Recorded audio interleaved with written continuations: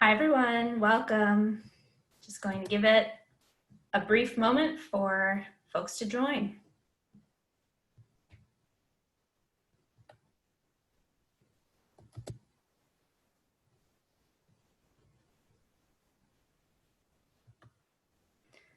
Welcome, welcome to all who are joining.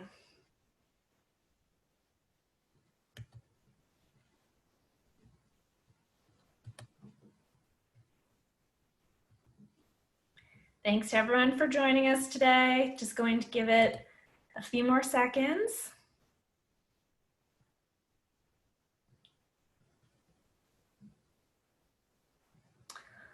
All right, well, let's get started. My name is Sharon. I am the communications manager for Audubon, Connecticut and Audubon, New York, and I am the virtual host of this webinar series.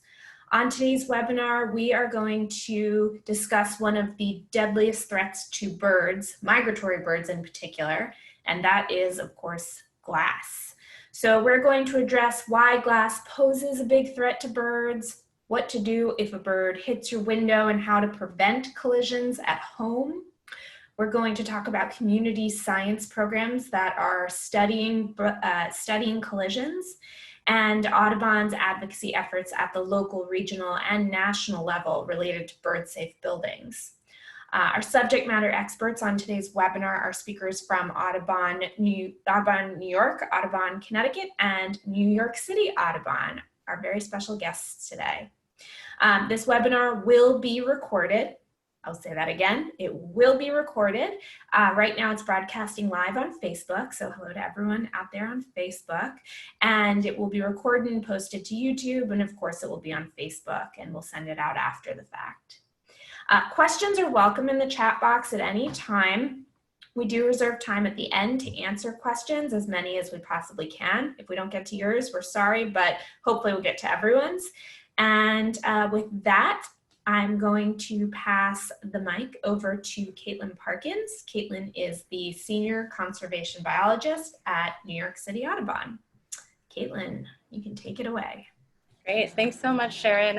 So like Sharon said, my name is Caitlin Parkins. I'm the Senior Conservation Biologist at New York City Audubon, where we spend a lot of time and energy addressing this issue. And so today I just want to give a brief collisions overview, sort of the who, what, when, where, why of collisions in order to set the stage for the rest of our speakers. And so to understand collisions, we have to take a step back and sort of look at basic bird biology. While collisions can happen to any bird at any time of the year, we do know that the majority of collision victims are migratory songbirds, and that the majority of collisions happen during this migratory period when they're moving between their breeding grounds and their non-breeding grounds in the spring and then again in the fall. And so these birds are migrating at night, and along the way they need to stop and rest and refuel. And this is where they're in close proximity to our built infrastructure, where they're at high risk for collisions. And the problem for these birds is twofold. So first, light, like that from very bright lights, like the Tribune light, which you can see here, attracting hundreds of birds, and also just like the general urban and suburban glow, can attract and disorient birds because it messes with their navigational cues that they use to migrate.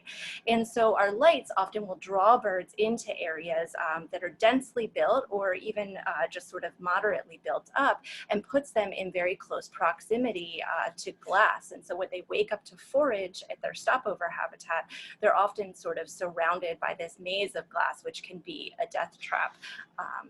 And so the next question is, why can't birds see glass? It's not because they're stupid. Glass is made to not be seen. And so if you look at this picture, it's hard to tell, is that a tree? Just a picture of trees? Is it trees reflected in glass? Is it trees seen through a pane of clear glass? And if we take a step back, okay, now we can see that this is definitely trees reflected in glass. And that's because people can't see glass either. We actually use architectural and visual cues to know when to expect glass.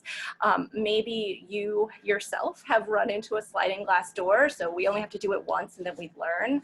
Birds often die the first time, so they don't get to learn. And maybe you know someone.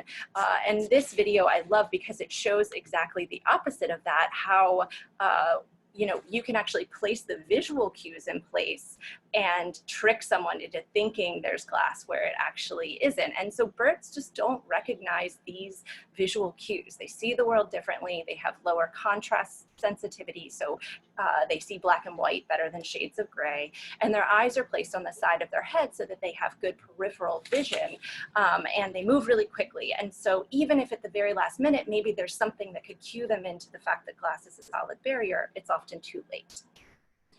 There are three major types of glass or glass construction that kills birds. So first we have this reflective glass, it's reflecting habitat.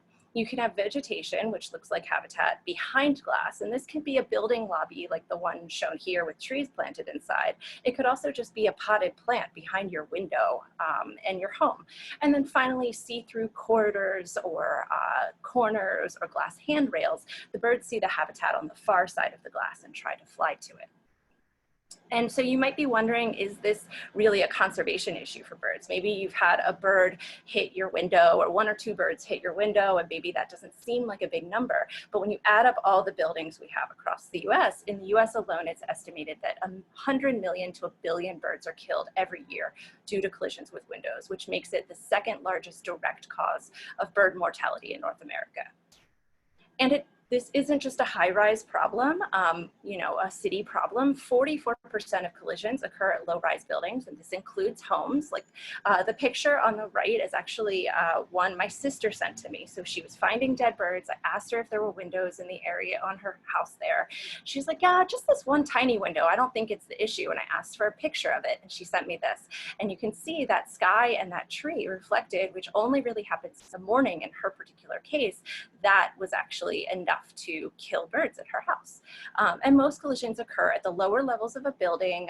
This is where birds are active. This is where they're foraging, and it's also where those trees and bushes and things can be reflected in glass. Unfortunately, the vast majority of birds that collide with glass die on impact from brain hemorrhage. The ones that do survive sometimes have injuries that require rehabilitation, or sometimes injuries that can't be rehabbed. They're at risk, like this black pole warbler that I found was stunned and just sitting on the ground. They're at risk of being picked up by predators or stepped on by people. And scientists are just now looking into non-lethal effects. So these stunned birds that do make it and fly away, are there long-term effects on, say, their ability to navigate and migrate? We don't know yet, but hopefully, we'll be able to learn some things soon from some new research projects going on. And finally, luckily for us, mitigation is really easy. All you have to do is put a visual indicator on the glass that alerts birds that it's a solid barrier that they can't fly through. The golden rule, if you will, of spacing for those is 2 by 4 inches apart, and this makes them close enough together that birds don't appear to think that they can fly through. And it can be as fancy as like specially made ceramic frit glass that also increases the heat, the cooling efficiency of a building, to something as fun and simple as just painting on them with tempera paint. And so with that, I'm gonna pass it off to Jillian Bell from Connecticut Audubon to talk more about collisions at homes and what you can do to help birds.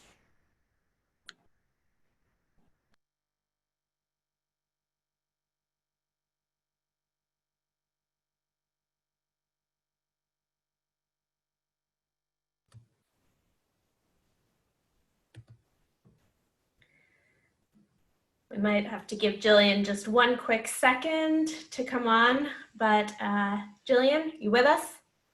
Hi, I hope everybody can see me. Let's see. And Sharon, does everything go with my screen? Everything is great. All right, so I am Jillian Bell, and I'm the Bird Friendly Communities Program Associate here at Audubon, Connecticut. And I'm going to go over with everybody some different issues that you might have with birds in windows or glass near your home. So we spend a lot of time to attract birds to our yards, our patios. We make container gardens if we've just got a little balcony. And when we do that, we're also inviting them to be near glass, which is very dangerous for them in terms of collision and also in terms of perceived territory encroachments from other birds. Where you have birds and windows, you will definitely have collisions. Birds can't see glass, as we heard just now, so they will run into it. This is a lovely little cardinal, and as you can see, he believes that there is another cardinal encroaching on his territory. And so I say he because it's predominantly the males that are territorial in the springtime, especially when they are forming their areas that they want to have for any nesting and egg laying that may happen. So when they see another bird that looks like them, they get pretty upset and they will smack into the window, they will smack into glass wherever they're seeing that reflection. And while that won't harm, like severely harm the bird, it will definitely tire them out, which can make them more susceptible to exhaustion, which can make them more susceptible to predators preying on them, which is no good. And cardinals are not the only birds that, there are a few birds that will exhibit this behavior. I just picked a few of my favorites here. We have the American robin, the goldfinch, and an eastern bluebird. It's been documented that even turkeys will do this if they can get near your window. So like I said, there's a lot of different species that will attack their images. And something that you can do to help prevent that is, I've seen people using soap on their windows. You can just take a bar of soap and rub it on there. Anything you can do to break up that reflection. People have tied bags over their rear view mirrors or their side view mirrors on their cars, or just draped a t-shirt over the mirror or the window that the bird seems to continually be attacking. And those are helpful. In terms of bird window collisions, most people don't actually notice when birds collide into their windows unless it leaves a spot like that, which isn't very pleasant. And it's actually, it makes me sad to see. Oop, I went ahead. And the reason why we don't see birds after they've run into a window sometimes is because cats will eat them, chipmunks will eat them. There are a lot of predators out there that will eat a bird that is just lying there. And apologies to anybody if this is disturbing for you to see. I know it's really sad. Also circle of life. So the majority of bird window collisions will happen. Oh, I'm sorry, I'm having an issue with my screen. Uh-oh. Give me one moment, y'all, I'm sorry.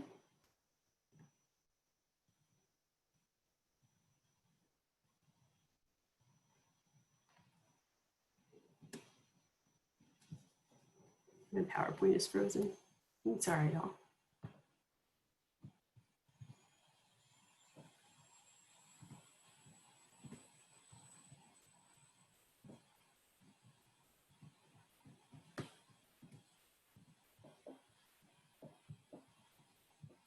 I promise it'll be worth the wait.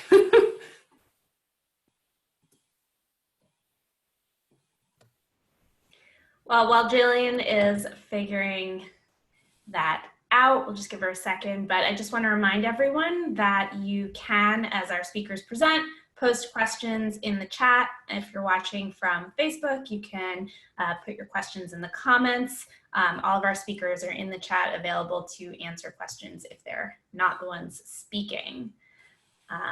So for instance, we got the question, does the 9/11 tribute in New York City affect birds? Caitlin was able to answer that it does attract birds and traps them in the beams. And actually, thanks to a partnership New York City Audubon has with the producers of the 9/11 tribute, we monitor the birds, and the producers turn the lights out for 20 minutes at a time throughout the night to allow the birds to escape the lights and continue on migration. So any and all questions, we are here to answer them at the end, but also right now as we figure out our tech issue. Looks like we're good to go. Great. Sorry about that, y'all, and thank you for your patience. Thank you, Sharon, for chatting with everybody while I figured that out. So as I was saying, the majority of bird window collisions will happen actually at home. And I say that not to take away from any other collisions that that may happen out there, but the numbers are just really high at residential and low-rise buildings because they're happening daily. Whereas sometimes with a really, really tall building with a lot of glass, there may be a lot of deaths at one time from a flock flying through on their migration. Whereas daily, these one-off birds are just smacking into the windows in our residential and low-rise areas. So that's that to keep in mind. Some solutions, since we know that glass can be harmful for birds, and that's a really sad fact. So what can we do about it?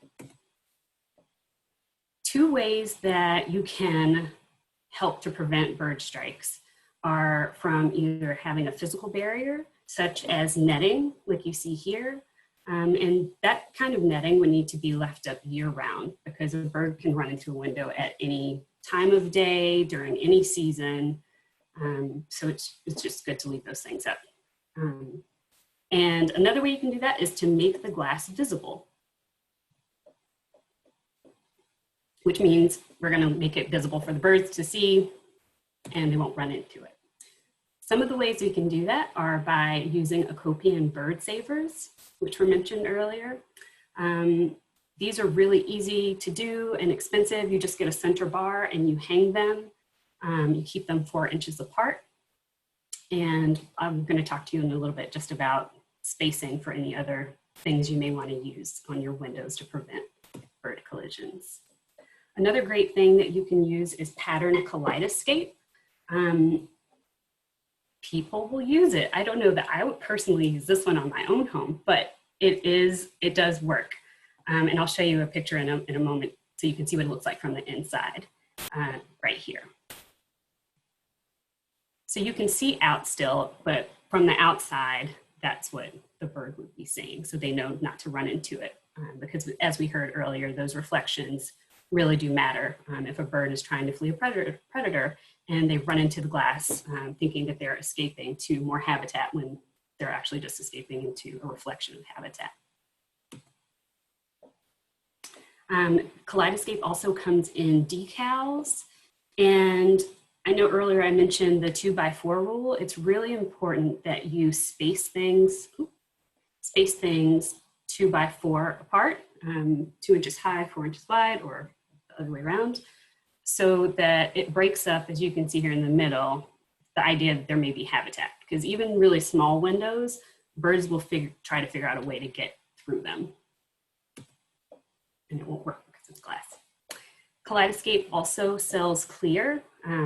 As you can see here, it kind of, from the outside, it almost makes it look matted rather than shiny and reflective. Then there is bird tape, which is another fun one. I know some of my colleagues will use bird tape, and feather friendly, which is do it yourself. And I think it can take a bit of time to install, but once you do it, it'll last for a while. And an important thing to remember about any of the bird tapes that you might find, or stickers or Kaleidoscape, it's really important to put it on the outside surface, because if it's behind the glass, that glass is still really shiny and can still reflect habitat. Another fun one that I've seen a lot of my schools that I work with use is tempera paint. And you can make all kinds of fun designs, and it can wash off with the rain and you can paint it again. These are really pretty, so I'll just show those.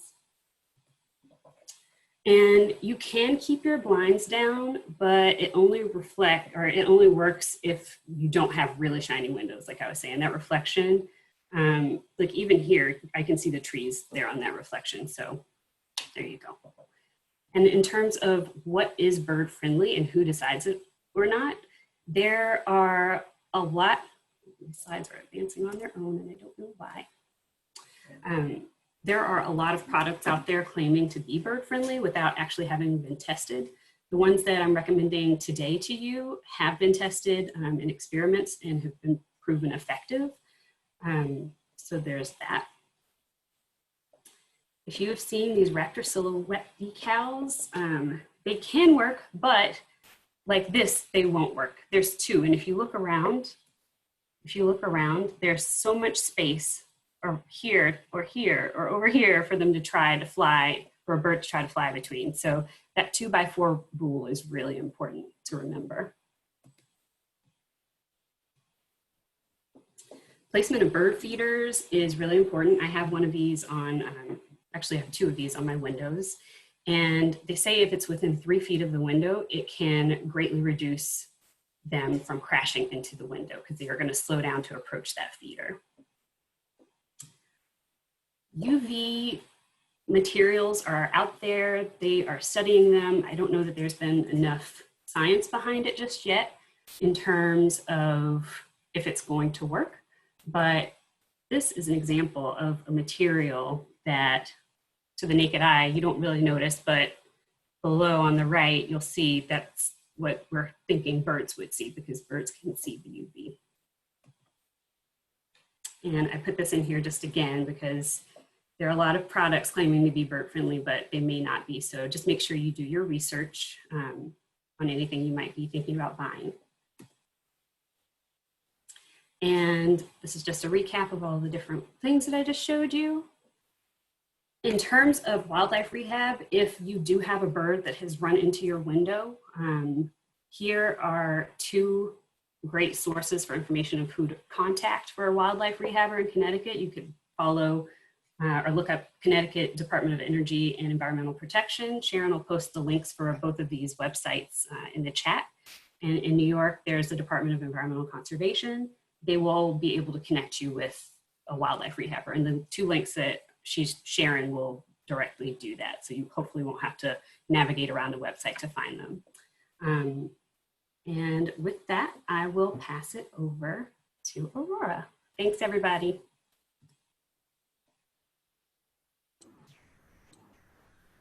Hi, everybody.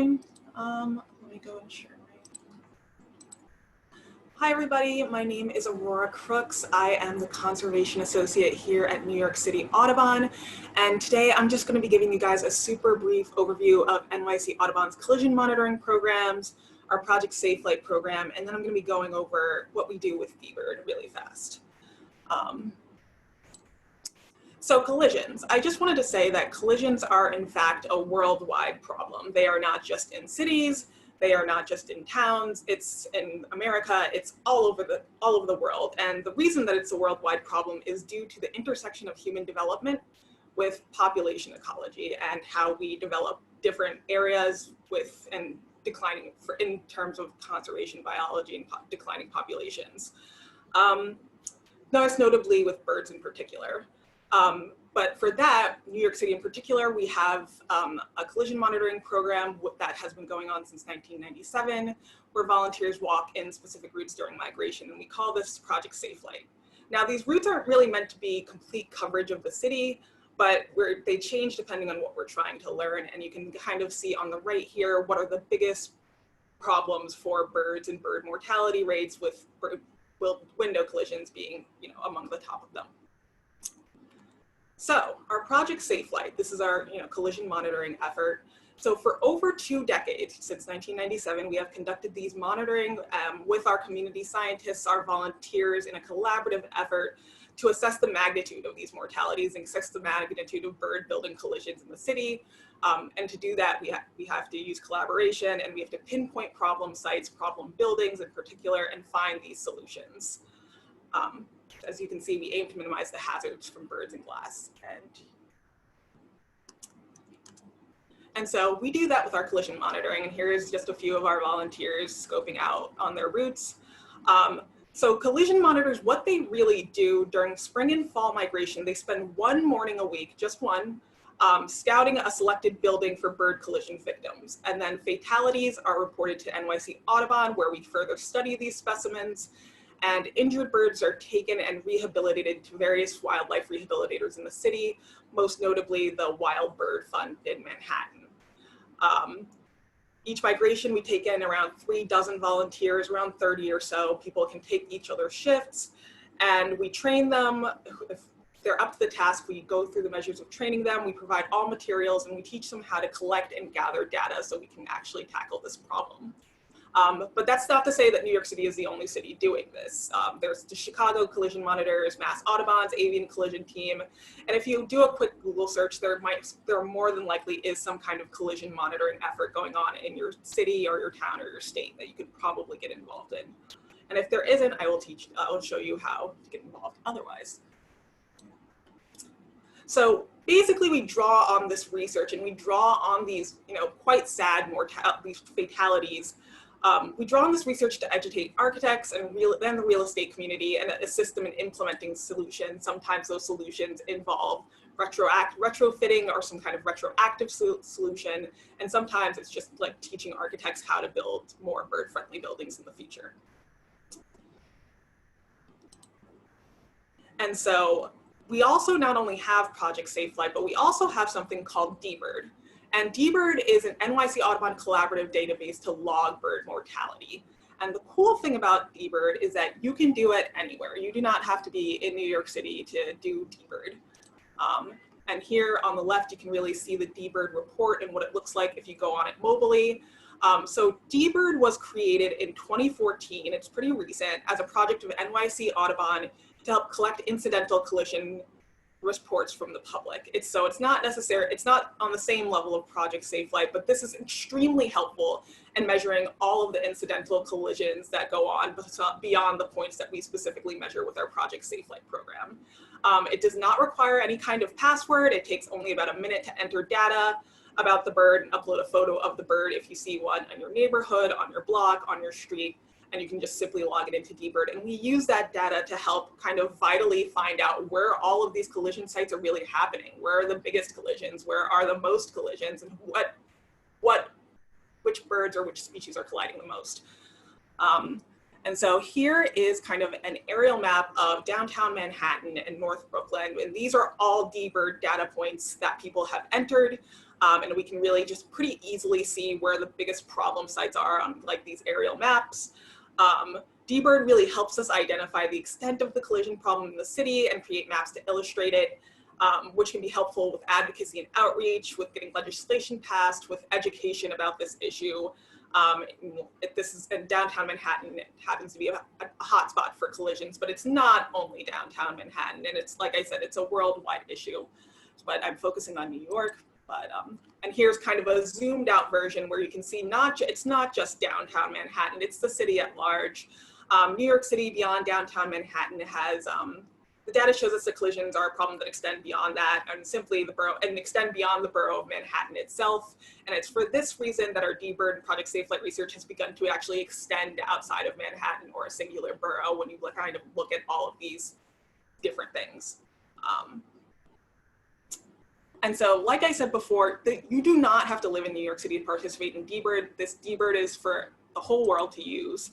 And Atlanta Audubon actually, along with a few other cities, utilizes DBIRD in mapping bird collision mortality rates. So you can kind of see some of the collisions that have appeared in Atlanta.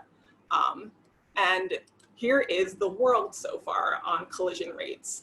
So far we have 4,509 collision reports globally and in 6 countries so far, which are the US, Canada, China, India, Turkey, and Norway. Though most are in NYC just because we spend a lot of time in NYC talking about DBIRD, but it is something you can do all over the globe, all over the country. And you can see that we are kind of working towards this. And we hope to increase accessibility to DBIRD to make it even easier and faster to report collisions so we can actually really study the scope and the impact of collision mortality rates and implement solutions via this research.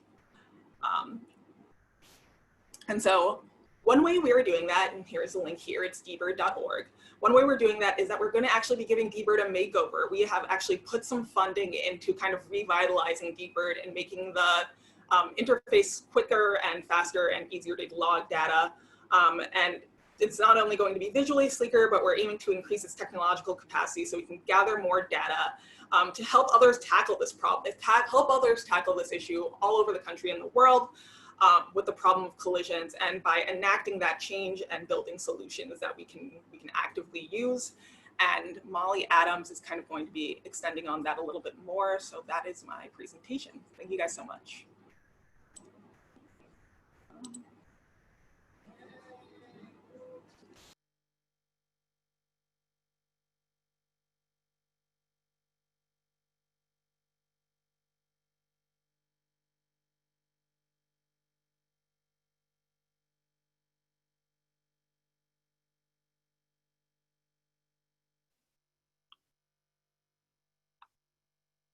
Hi everyone, sorry, I'm just having some technical difficulties sharing my screen or sharing my video. I think here we go. All right, no matter how many times you practice that, it's always difficult. But hi, everybody. My name is Molly Adams, and I am the Advocacy and Outreach Manager for New York City Audubon. Research on window collisions and their solutions is aiding policy, the advancements of bird-friendly policies across the world. I'm going to do a brief overview of the advocacy work that New York City Audubon has done since the start of 2019 as part of our bird-friendly buildings campaign. The three bills that I'm going to discuss are INT 1482, Local Law 15 in the New York City Council, New York State Senate Bill S25 and its companion bill in the Assembly, and HR 919 in the US Congress. So this campaign prioritizes local policy in New York City, but it also includes advocacy for the New York State Bill and National Bill. The latter you can currently take action on, and I'll point you towards that at the end. But I joined New York City Audubon in February of 2019, and in March the following month, Councilmember Raphael Espinal and Speaker Corey Johnson introduced Bill INT 1482 in the City Council. This bill proposed a change to the New York City Building Code requiring all new construction to use only bird-safe glass. We quickly put together a working group with our partners at American Bird Conservancy, local sustainable architects, conservationists, and policy folks.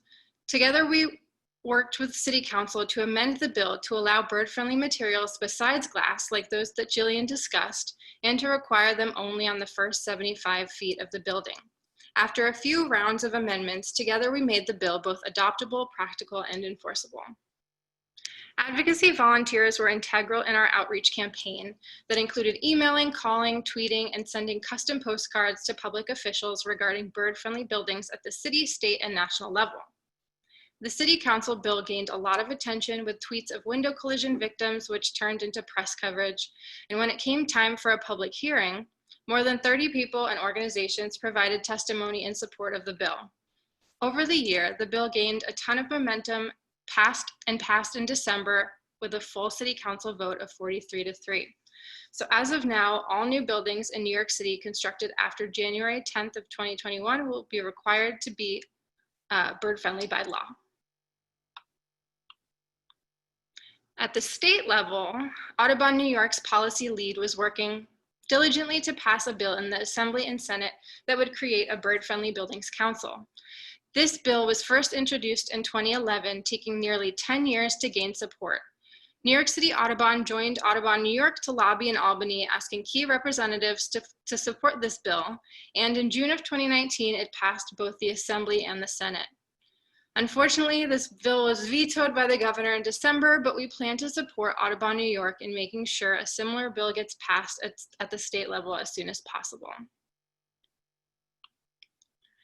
At the national level, HR 919 is a bill in the US Congress introduced by Representative Mike Quigley that would require all new public buildings to be bird friendly.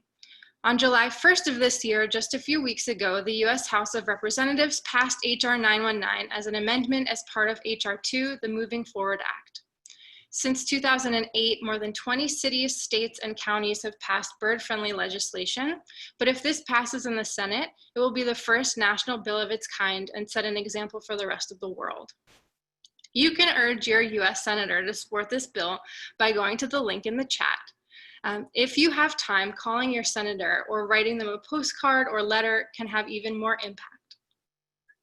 With enough support, the US will have a nationwide policy requiring bird-friendly public buildings by the end of 2020.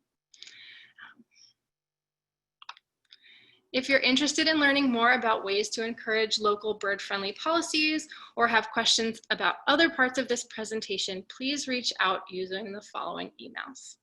Thank you.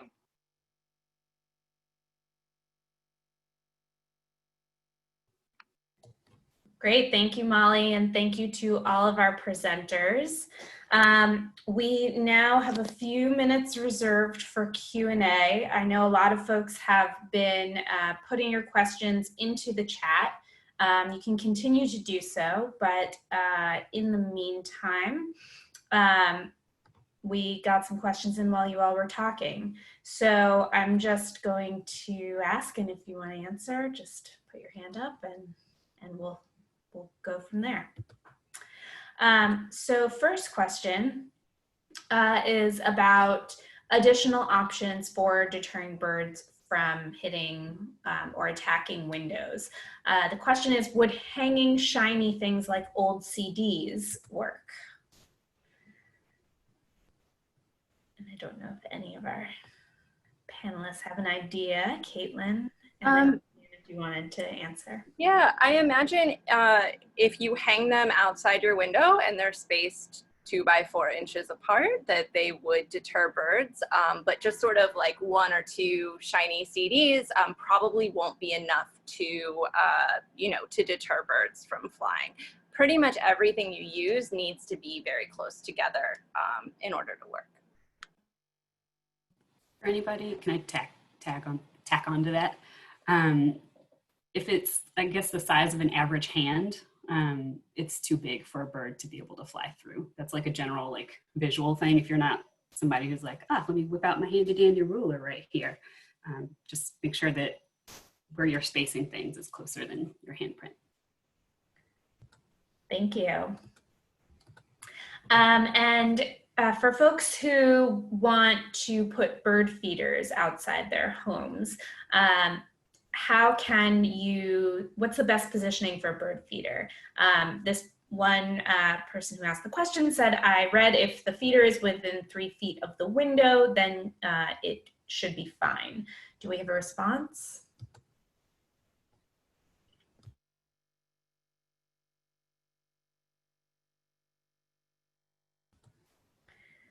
We don't have to have a response immediately, but we can certainly look into it and get back to people if we don't have an answer in this very moment. Do the external decals for the windows work for birds of prey as well? Someone had a juvenile Cooper's hawk fly into a window of the house and thankfully was taken by an animal rescue and given a clean bill of health. But the question remains, do the external decals work for birds of prey? Caitlin? Yeah, and anyone who has additional info, feel free to add on. But yeah, they should work. We find that birds of prey collide far less often than songbirds, and usually when they do, it's because they're either chasing a prey item and just very distracted, or they're young birds that are just not familiar with, you know, what build infrastructure is. So we do find birds of prey collide far less, but yeah, the external decal should certainly work to alert them that the glass is there and a solid barrier, just like it would for other birds.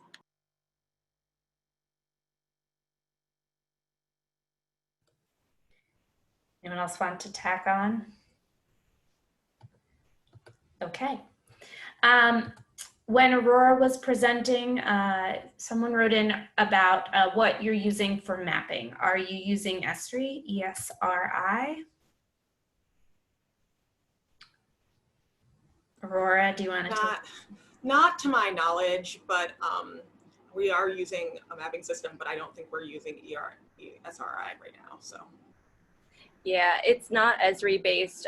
We use OpenStreetMap as our background, and our developer sort of, I don't know exactly how the internal workings of dBird work, but it's not Esri. It's something that's totally free and open and allows us to like create this system and not require people to have a password to log in order to report collisions, which is really critical if you want to get these incidental collisions that you know, people are just like walking by and they're like, a dead bird, weird, and they Google it and see dBird. Well, if they have to create an account and log in to report it, there's no way they're going to do it. And so we've tried to, you know, streamline it and make it super easy for people to do that. And Esri doesn't have, to my knowledge, a platform like that available. Thanks all. A question about timing. How seasonal is the threat of bird mortality from window collisions? Does collision probability relate to either migration or territorial defense for breeding? How seasonal is the issue?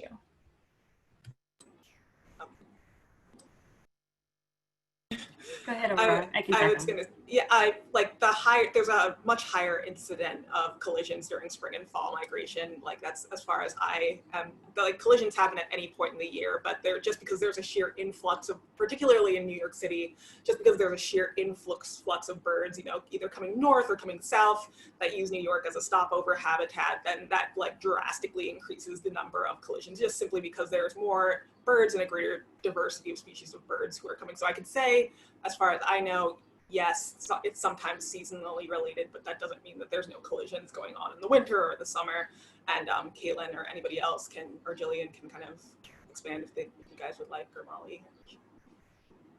Also, another thing that during migration is if there's really bad weather, it can force the birds to fly a little bit lower than they probably normally would, and that can increase their chances for running into glass. But as Aurora was saying, they can run into glass at any time in any season, with migrations being where you have like those big mass events happening.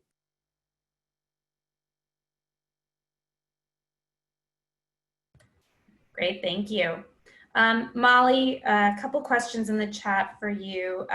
Just looking for clarification on whether the governor didn't sign the bill or whether it was vetoed, and if so, if you could explain a little bit more about what that process was and why it happened.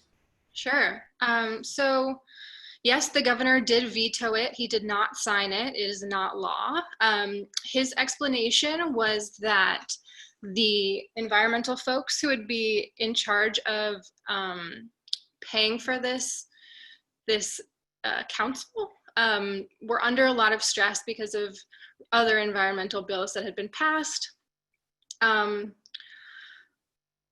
The bill, again, if I wasn't clear, would have created a bird-friendly building council at the state level, and they would have been required to produce statewide goals. And in the explanation, it was said that this was not necessary because there are so many people are already studying this issue.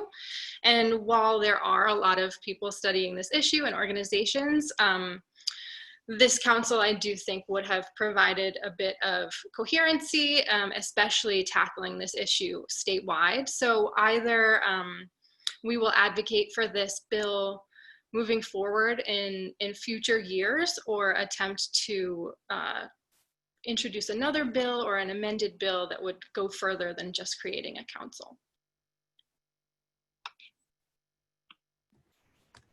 Thanks, Molly. Going back to bird behavior questions, we have someone wondering why a bird would continually try to attack the same window over and over again. Doesn't it learn what's going on? Jillian, you looked like maybe you wanted to take that one. Sure. They just see the reflection and they think that it's another male that's encroaching on their territory, and they are not having it no matter how many times they smack in. I've seen some comments where people are like, this bird just won't stop, it keeps going. And I think that that really does highlight the fact that they don't know that it's not a real bird each time, and that they will keep going until they're tired, and it can keep them from going and looking for nesting materials or for food because they're so agitated by this reflection that they're seeing. So that's one of the reasons why we recommend, if you can, cover it. I saw somebody mention that they put cardboard up. I think that's a really great one to just say, hey, stop.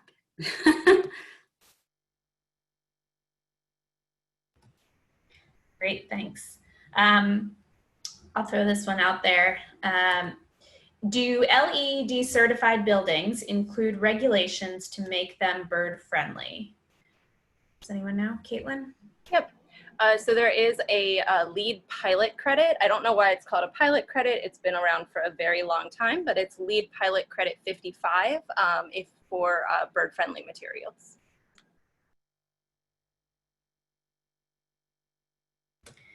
Great. Jillian, this one might be for you. How do you know that a bird should be taken into a rehabber? Are there signs of things that the bird is doing that, that tell you whether you should just leave it be for a while or take it to a rehabber? Sure.